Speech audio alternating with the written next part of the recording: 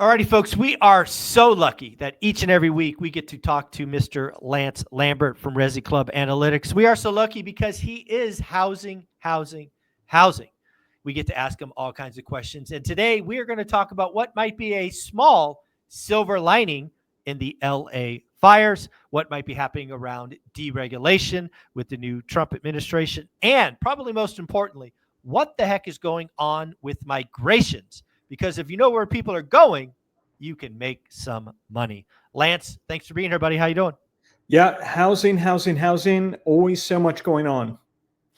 Yeah, I thought one of the things that is interesting to think about, kind of longer term, is what might be a silver lining of the complete disaster that occurred in Southern California in LA.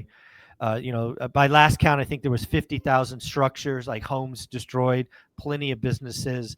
And, I've heard more than one person, including Biden, President Biden, talk about it looking like a bomb went off. So what that means is once the fires are out and the people are taken care of, there's going to be a need to build, and probably build quickly. So I was curious, do you think we're going to have any innovation in building because of this? What do you think? Well, I think there's a few things, which is on one side, you have what is probably the state that has been the most restrictive with building. Probably? Yes. Yes. And it comes on multiple fronts in terms of zoning to want only certain types of homes. It comes on the front of the environmental standards are some of the hardest and slow down the process. It comes on the fact that, with the builders themselves and the fees that they put on them, the municipalities really trying to, suck out so much of that, pot and get their hands into the cookie jar, that, California has a problem in terms of, its housing stock has not stayed up with, demand. And, I think a part of the demand in California is there is a part that, there's been so much wealth generation, people have higher incomes, all of that is there. And of course, the desirability too, right? Me in the Midwest, anytime I go to California, and especially Southern California in April, March, February, Yeah, right? pretty nice, right? Wow, this is a great place. That would be the weather tax on display. Yes. But then there is the other part of, these, regulations that California has put in front of builders, and the zoning problems there. Yeah, you and I talked about this years ago, but I tried to add an ADU, which was pre-approved, in California, and I was told that I had to do a site survey and that I was going to be out of pocket $50,000 with no promises that we would get an approval. And this is supposed to be for an approved ADU by the state. And I was like, forget you. I'll just leave it in, I'll just leave the dirt in the backyard. This regulations in California are crazy. And so I think with so many homes burnt down, and the fact that you have Los Angeles has already been a fairly tight market, right? Yeah. For the rental market, for the purchase market. And you can already see from some of these homes that's, changed their rents within 48 hours, going up 60, 70%, right? Now we have seen like homes.com announce this week that they're trying to tamp down on it. But what that tells you is that the overall regional tailwinds in that market are pushing it tighter, right? With these homes being gone, right? Yeah. Because now all these people, there's less of that supply, and then these people need somewhere to live. And a lot of the people that are affected, a good number of them have money, right? And so there's, there is that pressure in the rental market and the purchase market there. And so I think with the all of this demand to rebuild there is going to push and put pressure on the political side, right? So I think they're going to be more open to trying different things, right? Trying innovations in home building, right? Trying, to do regulations that are going to be easier on the builders.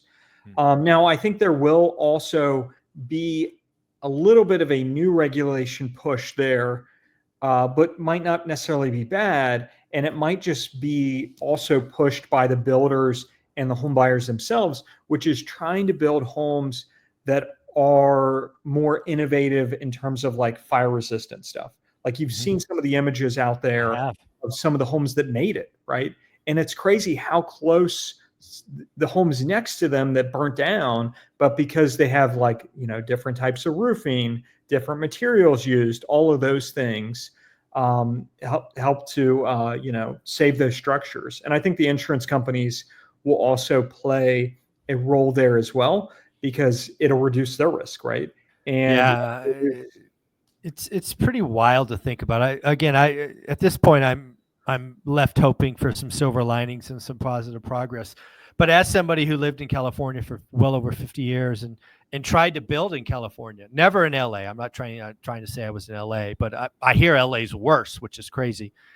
Uh, if we operate rebuilding LA under the old rules, it would be 10 years or more, I think, before most of the city is back. I hope you're right, that politics get out of the way and they deregulate and they create some incentives, and maybe it all comes back in 4 or 5 years. I think that would be a great thing. Yeah, it's definitely going to be. It's going to take time, right? And all of these pieces from it, you go. What was it? The camp. What was the fire a few years back? Yeah, I don't remember camp. I don't remember, but it's okay. Yeah, but it did create more pressure on the nearby communities, right? Prices went up, rents went up. Yeah. So there is going to be that tightness there. Do we want to switch to migration? Yeah, let's do it. Let's switch over to migration. So let me change the view real quick. There you go. Awesome. So I sent out this report last week, went out to all my members, free and pro, and it's looking at net migration by state over the past few years. And now it's important before we get into net migration. This is not total population change. This does not include deaths, births, international migration.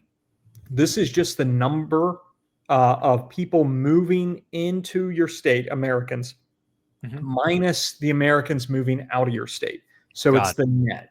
So Texas was number one for net. It had 85,000 net. So that's everybody who moved in minus all the Americans who moved out, and that's the net. California had the biggest net decline, 239,000. So 239,000 more people moved out of California over the past year than moved in. And then it was like New York, Illinois, New Jersey, Massachusetts, and the ones who gained the most, Texas, North Carolina, South Carolina, Florida, Tennessee. This is not surprising to anybody who's followed migration for 15 years, 10 years, right? This has been the pattern. Now it doesn't necessarily mean that all of these states that are minus are falling in population, because if, births and some of the, migration. There's also been a lot of illegal immigration. That's happened over the past 2.5 years. And so that's not included in this picture. But if you zoom out, while Sunbelt states like Texas and Florida continue to see positive net migration, it's far less than they saw during the pandemic boom. So in Florida, they had a net of 64,000 in 2024. In 2022, it was 314. Wow. In Texas, it was 222,000 in 22, and now it's 85. So there's been this very big deceleration there. And it's happened for a few different reasons. The first being that we've just seen a rollover of the work from home migration boom, right? Not as many people are fully remote now. More of them are hybrid. And so there's still work from home arbitrage, but it's more of, I work in New York City and I'm going to go buy deep into New Jersey, deep into Connecticut, where I would have never done a 5-day commute, but I'll do 1 or 2 days, right? That's where work from home arbitrage now is. And so it's created a donut effect and pushed up rents and prices further into the deep exurbs. But what you're seeing less of is, I work in Seattle, my employer's here, I work for Amazon, and now I'm going to go buy in Boise, or I'm going to go buy in Austin, right? So you've seen that pullback. The second part is the lock-in effect is having a big impact here. And a lot of the people who would have benefited financially from selling their home in Illinois or Connecticut and going to go buy in Texas or Florida, they no longer see that financial benefit because their existing mortgage payment is so much lower, Right. right? Yeah. Than, Yeah. than and or maybe it's even with so the property tax benefits of some of these southern states and the fact they don't have income tax, that which has been a big tailwind for a long time for those states, it's watered down right now because of the lock-in effect, because those new monthly payments are higher with the rates, or higher than they otherwise would have been. So Yeah, if it's going to be wild. I mean, we're going to be saying this for years, right? The turnover rate's going to collapse. Average 10 years is going to go from 8 years to 12 to 15 years, because there's a whole generation of home buyers and people who refied that have unreal, just ungodly low interest rates. So their cost of living in the home is lower than it will be anywhere else at any other time. So on this map, I want you to look at 3 states. Look at New York, Illinois, California. So Wow. California in 2021, they lost almost 500,000 net Americans. New York, 300,000. Illinois, 114. So if we Okay. scroll up now and you go look at where we are now, yeah, they're still losing, but it's no longer close to 500. And in California, it's half of that. It's no longer 300 in New York. It's half of that. Illinois is half of that. It's still all falling, right? Net migration, but not what it was. And so what the lock-in effect has done here is that it's created an irony, which is the markets here that are still gaining are actually some of the softer housing markets. And Ah. many of the ones that are falling are many of the tightest. But the reason is, if you look underneath the surface, it's because the ones that are losing are not losing as much as they otherwise would have. And so Correct. the lock-in, it means there's a less supply of new listings in those markets than there otherwise would have been. And then Exactly. and then the loss for the demand, because somebody who's locked in, who isn't buying, isn't selling, it means they're also a loss of a buyer, right? Because Yeah. they're the Two person who, transactions. Exactly. exactly. But the loss of the demand is in Florida, Texas, and the Sun Belt more so. Correct. I love And this. so it's created a weakening. And when you go from having, let's see here, 300,000 moving into Florida net to 64,000, what that means is your market now has to rely on for home prices, have to rely more on local incomes versus Correct. all those deeper pocket of people who are moving in. And oh, by Correct. the way, in Florida and Texas, home prices went up even more than many of those other markets up in, the Midwest, Northeast. And so there becomes more of a strain there. And then another big factor is, in states like California, Illinois, New York, they're not building as many homes, right? There's the regulation part. There's the fact they're built out more in terms of what can actually be zoned. But there's also the fact that those places have falling net migration. So builders aren't there. They're in the Sun Belt. But because the builders have seen a shift and a downshift in housing demand more in the Sun Belt, and they have that new construction supply that has to be sold. Builders, to continue to move it, they've done some of the net affordability adjustments, really the buy downs, right? That's where they do it. And that's pulled more of the attention of buyers who would have otherwise went to the existing market. So they're going to the new market, and it creates the cooling. So I think the big picture here that I wanted to show with this data is just to kind of help to fill in some of the pieces of what we're seeing in the inventory data, what we're seeing in the pricing data. And I also have this. This is going out to my pro members this weekend. And this is a net migration by year going back to 2005. Oh, wow. And if you go through here, you can really start to see some of the stories. So here's Florida, right? Florida has that huge boom during the pandemic, and then we've rolled over really hard, right? We're not negative, which is what happened to Florida during the bust. If I had more years here, you would see it even higher here, and then it rolls down sharply. Let me show Arizona. Same thing with Arizona. They had the big migration boom, rolled over hard. They are seeing a rollover here, which I will say that these rollovers are a cyclical pattern to keep in mind. I don't know if that means that there will be a recession out here, but or if it's just a normalization off of the COVID highs. but it is notable that it is still down in a lot of these migration destinations more than, 16, 17, 18, right? Right. Yep. Here's Connecticut. I don't Oh know. my goodness. I don't know what Wow. happened there. Oh, Yeah. that's the COVID year. Yeah. That's New Yorkers coming in. That's what that Yeah, is. that's right. Wow, I thought it was an error in my data. That's what that is. Let's take a look at California. Um, yeah, yep. See a trend? Is there a trend Yeah. there?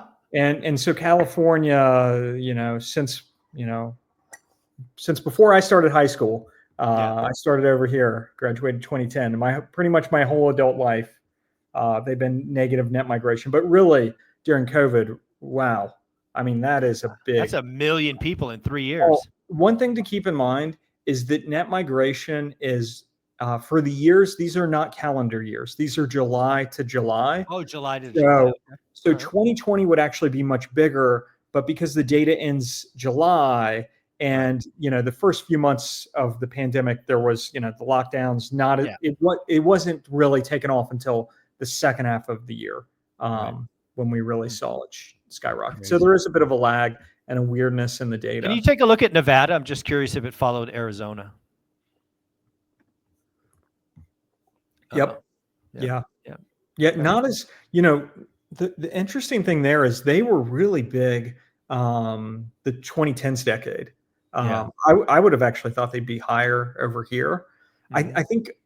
I think one thing that probably has made it to where they didn't jump as much in 21, 22 is there was also some weakness in Las Vegas's job market. Yeah. Of course. Of Because course. there Their were casinos tourists. will shut down for like 90 days or something crazy. Yeah, so you did see a lot more net migration from California, but because you might have seen some workers and stuff, their unemployment rate got to 25%. It did. Yeah. Yeah, Absolutely. and so I think that has that put a little bit of a lid on some of theirs. Look, I want to look at Idaho.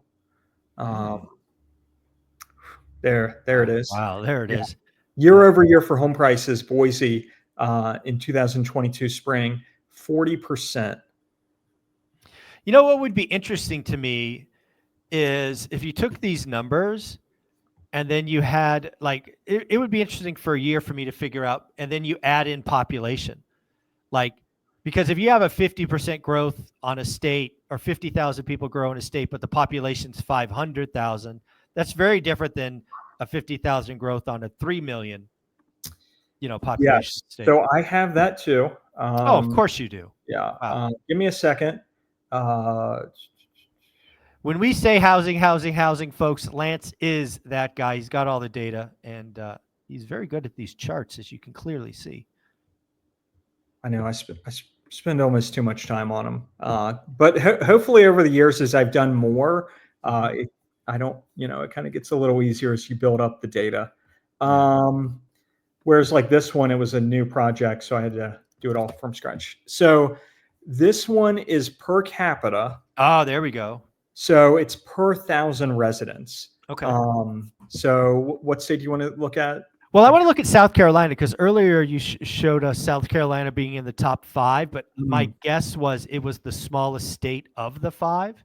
That's really where my question came from, right? Remember those first 5 things you showed us? Yeah. Yep, I'm pulling it. Yeah. So let me get Florida so we can use it as a good proxy for it. There you go.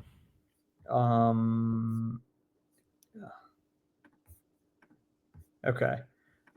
So you'll see here when it defaulted back to Alabama. It's all right.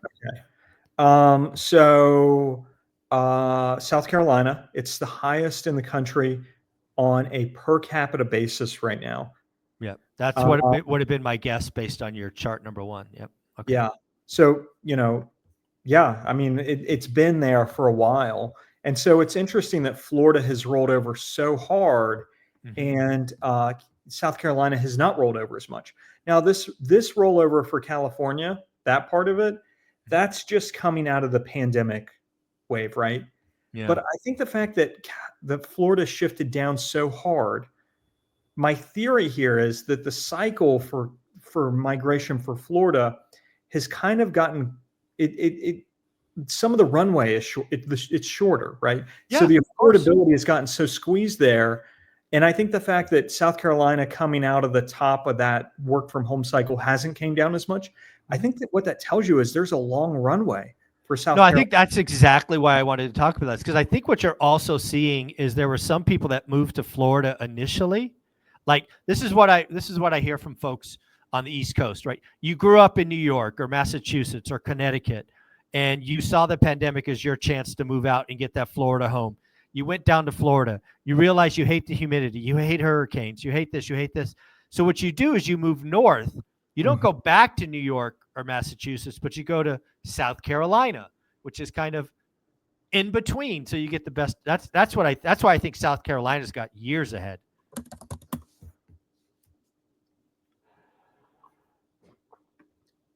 Okay, they do have a state income tax though, which It's going to be better than New York and in yeah, but Massachusetts. it's still coastal. A lot of the Correct. parts there, Still although got water. some of the ones that have grown more in South Carolina are some of the inland parts too.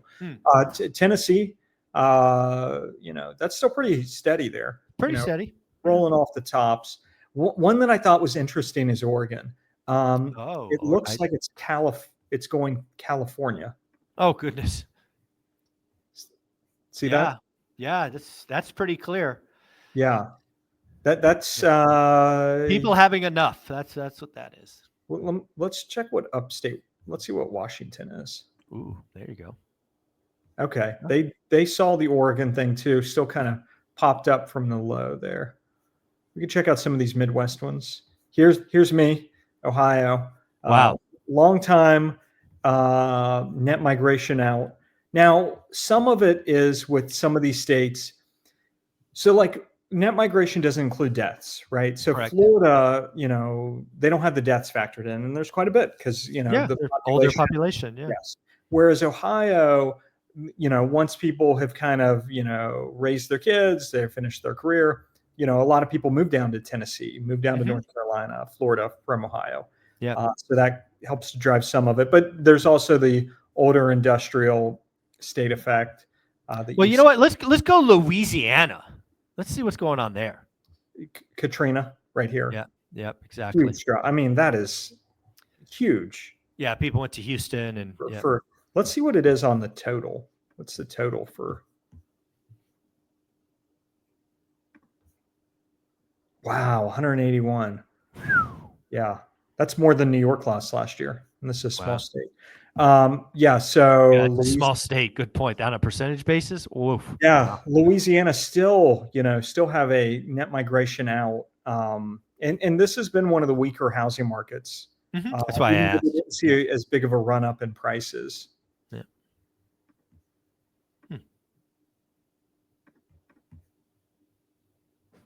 Having a little fun with these. Yeah, it's fun. Again, folks, this data is available to you. Go to Resi Club Analytics. I believe this is part of the Pro membership, but well worth it. Go check it out. Yeah. Now, this story anybody can get if you Google if you go to Resi Club, you can find it on the site. But net migration, net domestic migration, which states are gaining and losing, and you can go in here and you could get the maps. And you just click here, you'll find the interactives, and you can go through them and see, the past like 5 or 6 years. And then if you scroll down further, you can get what I was showing, which is per capita. Now the bar charts, those will be for Pro members, and that'll be going out this weekend. Folks, you got to get a part of this. If you have any interest in housing, he is the man. He's the guy to go to. Lance, we're so happy to have you hit back each and every week. All they have to do is go to ResiClubAnalytics.com. and they get the free ones or the Pro membership, correct? Yes. Thank you for having me, Zuber. Thank you, buddy.